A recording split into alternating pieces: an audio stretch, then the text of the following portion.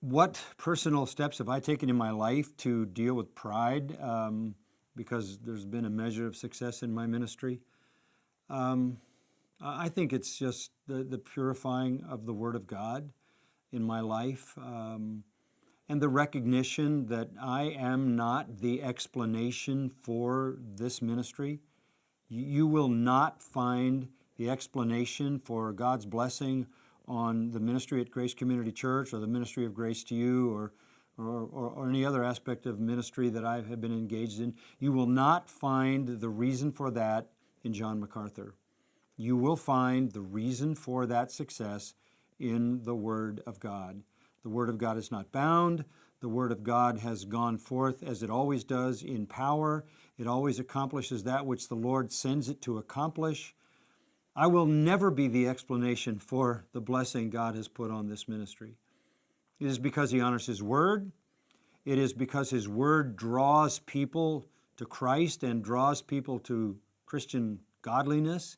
It is because His Word attracts people who love His Word and love Him, and so you have people coming all for the same love of the truth written and incarnate.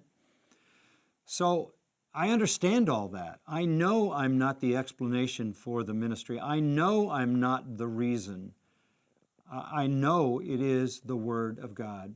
When I first went into ministry, for whatever reason, it just seemed in my heart I had one goal, and that was to see what God would do if I did nothing but teach His Word, just verse by verse through His Word, and take the promise that He would bless His Word and multiply it and see what He would do. It's never been about me. It's not about me now. It's always been about His Word.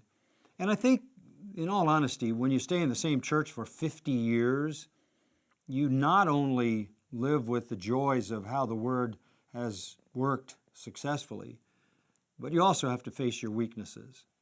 I can't run and hide because I'm sort of on display in this place for half a century, and my strengths and weaknesses are also on display.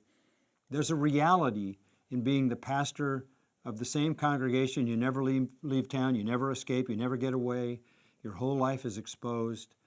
I think that's healthy for a pastor. I think you might believe, you might believe your press report if you leave town.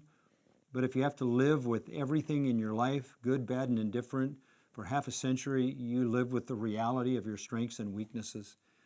I thank the Lord that He has brought around me, starting with my own wife and my own family, the people who are strong where I'm weaker, and He's done the same thing in the life of our church. So I think shepherding the same flock and living with all the good, the bad, and the indifferent, all the successes and all the failures, put you in a real world. Nothing is more real than life in the church.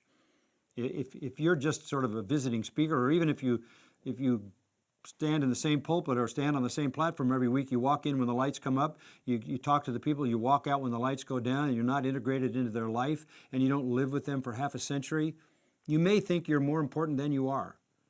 But when you live with a family, with a congregation for half a century, in all the strengths and weaknesses and all the ups and downs, you live with reality, and you're happy to honor the Lord, who is the reason for the success, because He's been merciful to you and blessed His Word.